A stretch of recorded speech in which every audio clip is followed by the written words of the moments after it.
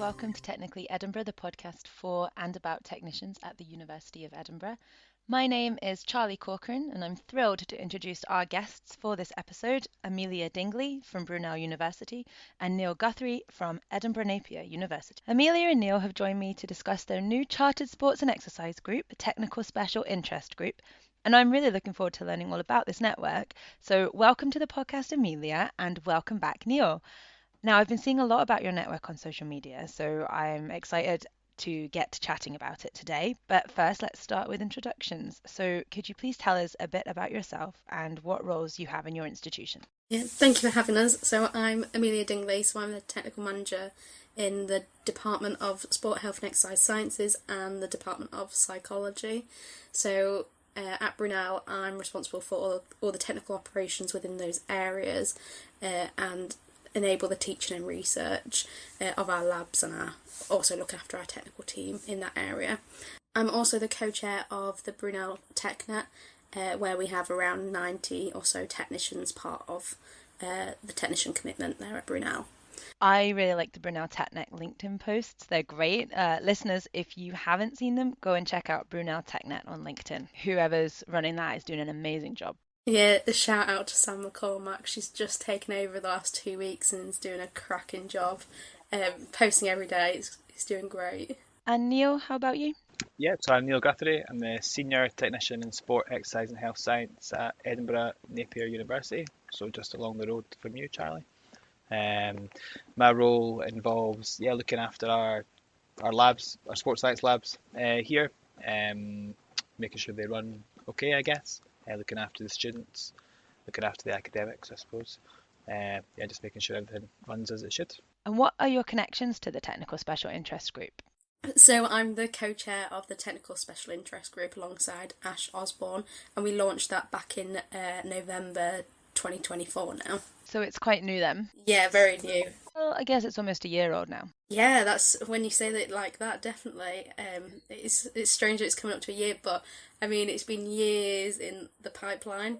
But it's great now to see it kind of come in like it's the form of what it is and really launching off the ground, which is great. And Neil, what's your connection to the network? When I first saw Amelia and Ash kind of launch the group, I guess, and start inquiring about it, I thought this is something that I really want to be involved with. So I signed up to be on the steering group, of the group, I guess. And that led to me becoming the career development lead for the group, which is really cool because that's kind of an area around work that I'm kind of passionate about, out with even the group and before the group. So it's good to be able to do that as well. I just thought it was a really great opportunity and a group that was really needed within sports science, the kind of technical community. So we didn't have that kind of group. So when Amelia and Ash kind of put it together and proposed it, I thought it was something I'd really want to be involved with. So. It sounds really great. It's important to have a space for sport and exercise technicians. For those who haven't heard of it, which may be quite a lot of people, I guess, as it's maybe quite niche, is that okay to call it a niche network? Yeah. Can you tell us what it is, what it's all about? Yeah, so we sit within the Chartered Association of Sport and Exercise Sciences, so that is our professional governing body. So we call it CASES. It was formerly known as BASES, so the British Association. And really, the group is for technicians and also those that support technicians. And I suppose it is quite niche because it is for sports science technicians. However, we are open to, strands that come off that as well, whether that is psychology, as we've got sports psychology, video analysis and those kind of areas. So it is, in terms of sports science, we do kind of reach wide for that. How did it get started? What was the process behind getting the network up and running? Yeah, so really it came from I went to the Casey's conference back in, it must have been 2023 now, so November 2023, and there was around 2 or 3 technicians there, and I was speaking to the suppliers who us technicians deal with, and I was like, where's all the technicians? Where is everyone? I only recognise 1 or 2, and they were like, yeah, there's only a handful there, and I thought, but you guys are here to supply equipment, and it's us that you normally deal with. And when I went round the conference, there wasn't really anything for technicians, and there was no mention of technicians. When I went to presentations, a lot of it was more academic based, but also at the end of presentations, people saying thank you to my supervisor, this researcher who was part of it. And I thought, well, actually, technicians are a huge part of this research. Where's the recognition? So I went away and I was like, right, next year we're going to have something for technicians, because it's really important that we have a voice. As a technician, we can become Casey's accredited, so an accredited sport and exercise scientist. We fit within this area. So I went away and I actually got on the Casey's mentoring programme for underrepresented groups. And my first meeting with Tori from Liverpool John Moores, I was like, oh, I had this idea. I've been to the conference, I had all my ideas, like throwing them out, bouncing around with Tori, and she's like, okay, let's put this back a little bit. The great ideas, well, let's focus on one of them. And the main thing really was getting a special interest group up and running, because without the special interest group on my own, that you can't do everything. So the idea really came from there. And I suppose being a technician both at my last institution, Hartbury, and also Brunel, I was the only technician there in sports science. So for me, it was really important to reach out to other technicians at other institutions, but I recognised there wasn't one main group. So I suppose it was the lack of visibility within Casey's and a collective group of what we need to change it. So that's really where the idea came from. So Ash and I joined up together and wrote a proposal to Casey's to create a special interest group, and also wrote a proposal that included actions that Casey's could take to recognise technicians within that area. So when you go on the Casey's website at the time, there was no mention of a technician in any of the website, whether that was publications, newsletters or anything.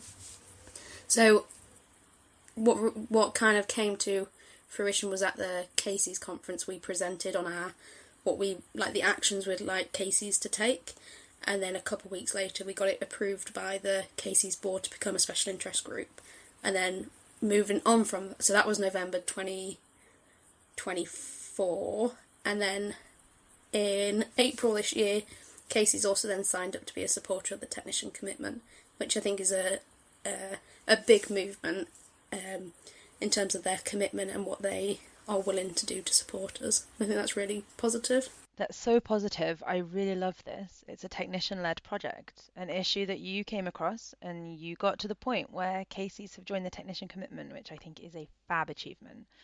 It's such a great story to show what a group of technicians can achieve. Definitely. We've got a group of around 10 of us on the advisory group of the special interest, and without everyone on that group, none of the stuff that we would be what we're doing at the moment with the launch event and various other projects, it just wouldn't have been possible. So I think the main thing that's brought out of it is a fantastic group of people making that change because they're so passionate about it, and then the backing of that is having the support of the Casey's board as well, and the director and the chair, which is really positive.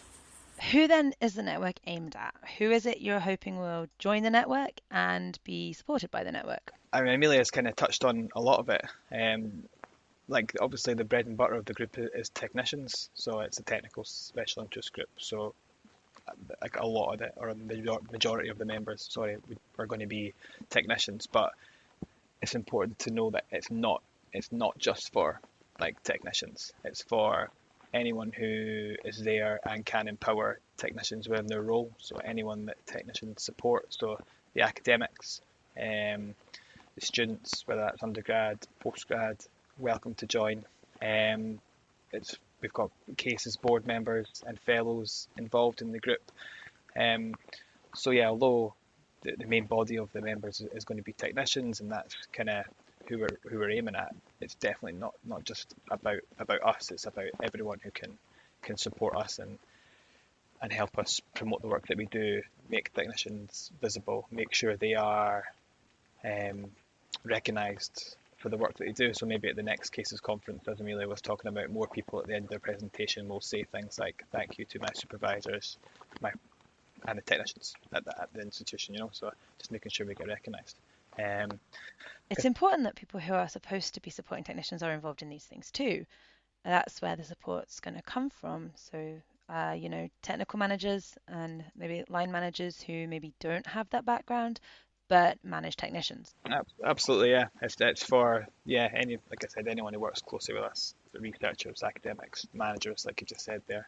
I think, and from the launch event, which we'll speak about in a while, the people who have signed up, it's really really showcases the fact that that's the kind of groups that are signed up and are going to be involved, which is really nice to see. It's not just technicians that signed up, it's all those people we've just talked about, which is really nice to see and is really important.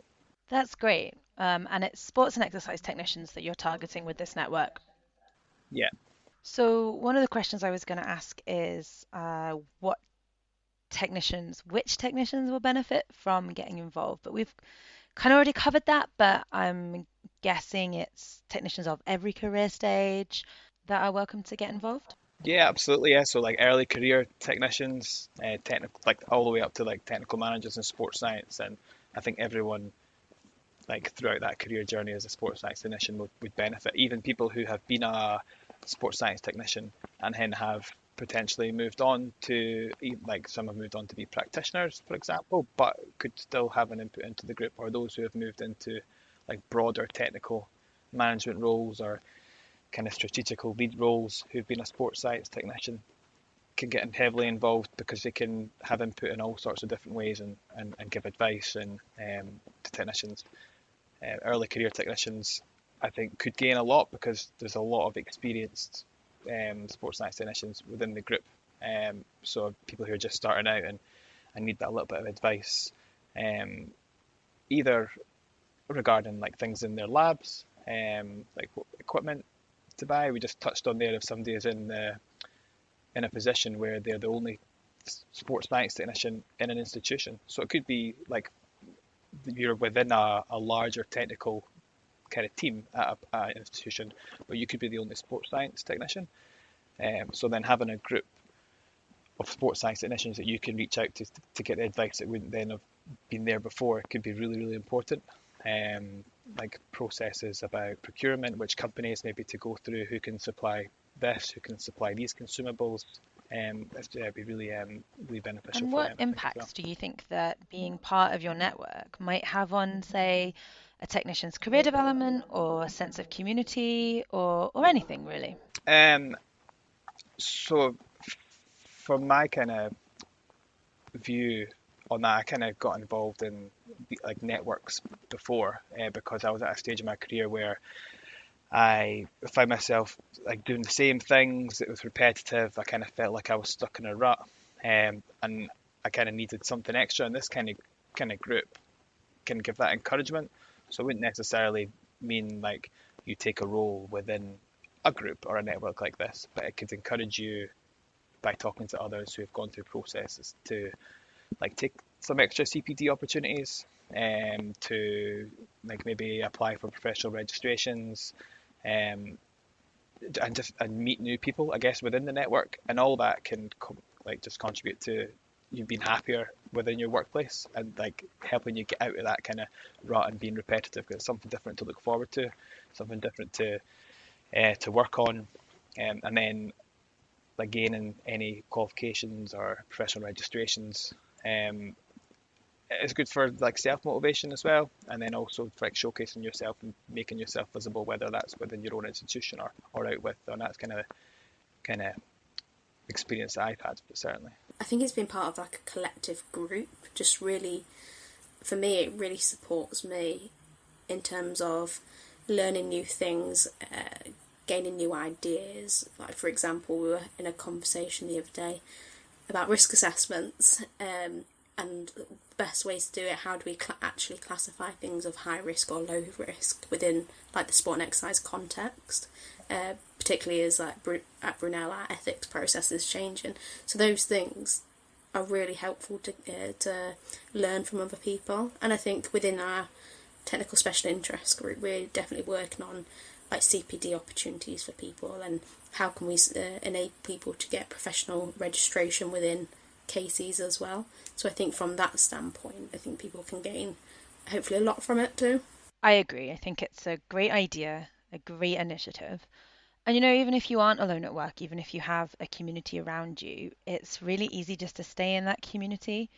But if you do that, you don't learn anything new, or you don't get the chance to meet new people. And having that bigger network around you must be really beneficial for all sorts of reasons. So, what's the best way for technicians to get involved and join the network? Say, if someone listening to this is thinking, I had no idea about this, it sounds amazing, I want in. What should they do? So we have on the Casey's website, we have a special interest page where they can sign up for that. But also we have a LinkedIn page, so it's Technical Casey's Special Interest Group, where they can go on there. And we have an email address as well that you can email to join, so caseys.technical@gmail.com. So you can email or contact us on LinkedIn, and also you can contact Neil and I too to join for that. All the links mentioned should be in our show notes to make it nice and easy for our listeners to get in touch with you. And are there any events or meetings or other ways for people to get involved coming up that you'd like to promote?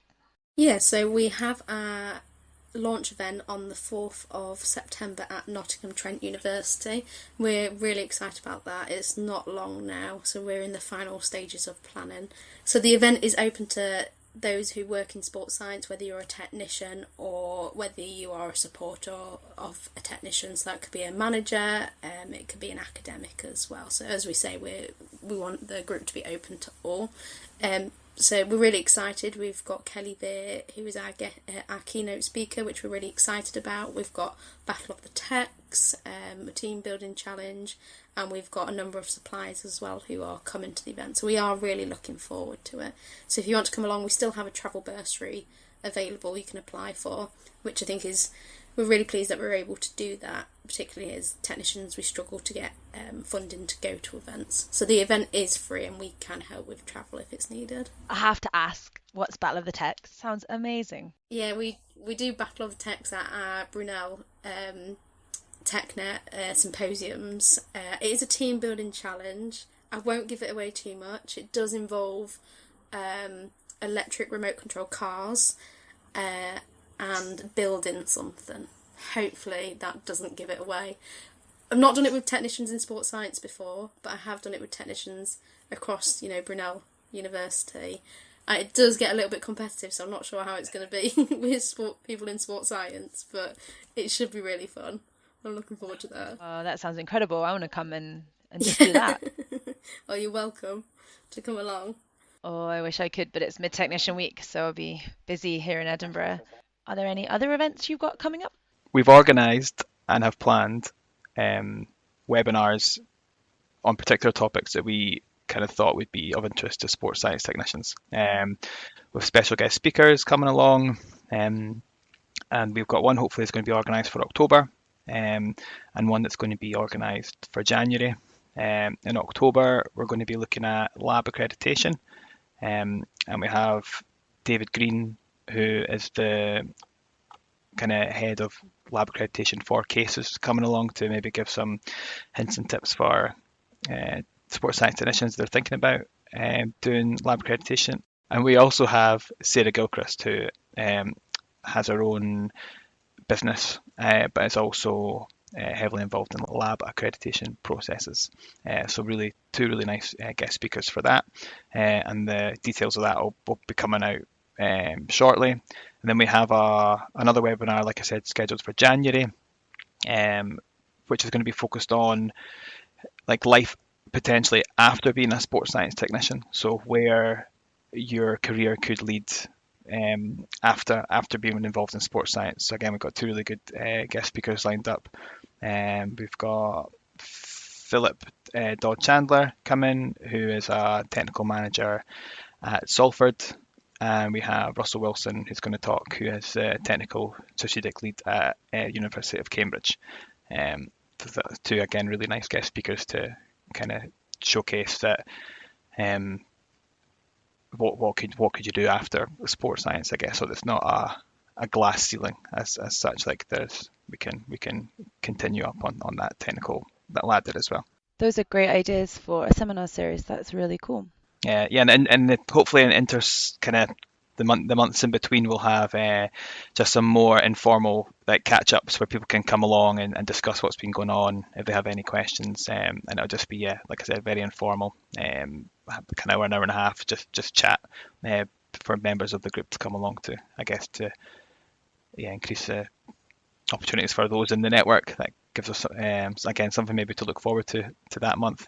Talk to like-minded to people, other sports science technicians. Yeah, it's good to have an excuse to sit down with a cup of coffee and chat to people. I always look forward to that, to those times too, just to get to sit down, to meet other people, and to get to talk about things related to my job that I would never really get the chance to discuss otherwise. Absolutely. One of the other things that we're doing as well is looking at putting on technical skills training. So working with suppliers. So for example, we're working with Cranley at the moment to put on a technical skills training day in December, where technicians across the country can come to a hub, and in the morning we would learn more around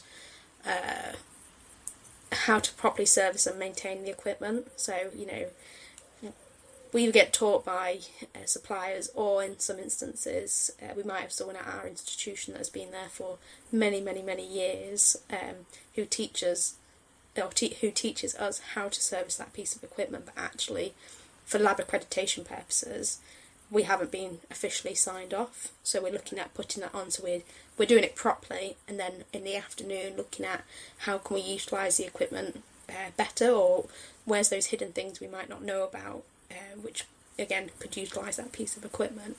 So we're hoping our first one will be in December, but again there's a lot of work going on behind the scenes to try and get that ready, so hopefully that does come off and it happens in December. You guys sound like you've been really busy. There's so much going on. It's amazing.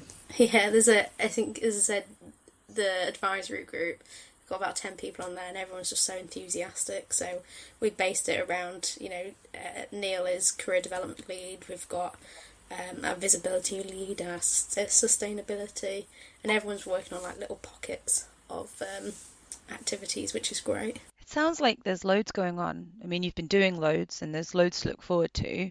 But what has being involved in this network so far meant to you? I think it's a great question. So for me, I think it's just so nice seeing everyone come together, and I think the launch event is going to be a really special event. Going back from being a technician on my own at Hartbury when I started out in 2019, and trying to network with all different people, but now seeing a collective group come together, and obviously the work that's gone into that the last couple of years to make it happen, I think that for me is going to be fantastic to see. How about you, Neil? Yeah, just the same. I think what Amelia said there is spot on. It's just really nice to have a really good group of kind of like-minded individuals all kind of vying for the same thing, and hopefully moving forward with more events, including like the full group, will be really nice. And but yeah, it's nice to see the things that we wanted to happen is happening, and to like achieve so much already in such a short period of time is really great. And kudos to Amelia for driving it. It's really, really important, and it's really nice to be involved with. I couldn't do it without you all though, Neil. I was going to ask if you'd had any favourite success stories or moments, but listening to everything you've been saying, I think this whole network is a success story, just in general. I mean, you went from an idea to a launch within a year, and that's amazing. But do you have any favourite things that have happened that you'd like to mention? Well, I think for me, when I join our meetings, we're various different meetings, whether that is with the whole special interest group, with those like little workshops, or like as a planning group. For me, it's been really nice to see people from the start and trying to get people involved, and then them growing as a person with like whether that's confidence, or them not sure whether they want to take on a role to then thriving in that role. it's been really, really nice to see. And we always joke about, don't we, Neil, that, like, for me, I can't do everything, so I try to get people involved. So it ends up, great, this like, are you okay to do this? Like, do you want to take on this? But actually, when people aren't quite sure, but then they're doing such a fantastic job at it, it is so lovely to see them growing as a person. Sometimes people aren't even there and they just get told in the Yes. next meeting they're going to be doing something. Sometimes it's quite risky to not be at a meeting, isn't it? You can find yourself volunteered for stuff. I think it's seeing people's, strengths. And I think working with people's strengths and their enjoyment, and I think the way we've kind of gone about setting up roles is, what are people interested in doing? Like, why have you joined the network? You want to join the advisory group, so having a role in there gives it a purpose. So, for example, we've got one person, Romaine, was really passionate about how to solve conflict with, different parties, whether that, traditionally is the, academic technician barriers. How can we break down that and support people? So actually his role now is conflict and resolution officer. And that's something that he was really passionate about. He's now written a guide out, like a document with a lot of structure, and then he's coming out with a useful guide, like a one-page guide that we can display on our Casey's website and also be there to support people. So I think it is like looking at people's strengths and like putting those roles to what they would like to do. So yeah, sometimes it is definitely, come on guys, like, anyone want to do this? But I think it really shows by working as a group, we've been able to produce quite a lot of work in such a short space of time. I think because everyone's so like-minded in the group and want to make a difference, there's never a struggle either to get somebody to volunteer to do a role or to get involved in the event, like for example. So it's really nice to see. So if someone is thinking they might want to join but are a bit unsure, what advice would you give them? Come along to a meeting and you don't have to talk, it's absolutely fine. Like, definitely you can join in as much or as little as you want, whether that is joining for the first time with your camera off, not speaking, and just hearing what's going on. It's not a problem. And like I always say, there's never a bad answer or anything like that. Like, we're all here to support each other.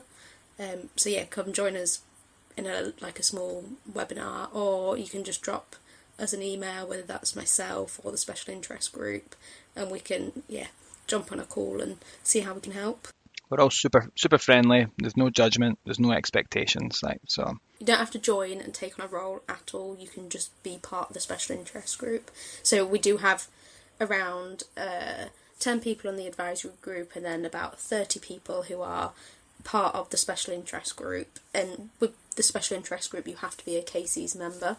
But if you just want to find out more information about the Casey's group, we have a mailing list with about 90 people on now, and we send out updates to them so you can, put your toe in and see if you want to get involved further. Fantastic. Thank you so much for coming on the podcast and telling me all about your group. Good luck in the launch, and I hope in a year we can come back and discuss how well it's gone for your network for the first year after the launch. Oh, thank you very much for having us. We appreciate it. And yeah, looking forward to coming back again and speaking with you. yeah, thanks, Charlie. Goodbye. Thank you for listening. This has been an episode of our special mini-series Behind the Network, which we have created specifically for Technician Week at the University of Edinburgh. We hope you are enjoying Technician Week, and we look forward to seeing you at some of the events. Technically Edinburgh podcast is created by members of the Technician Steering Committee at the University of Edinburgh. You can find us on LinkedIn, Blue Sky and Instagrams, and you can download episodes wherever you get your podcast.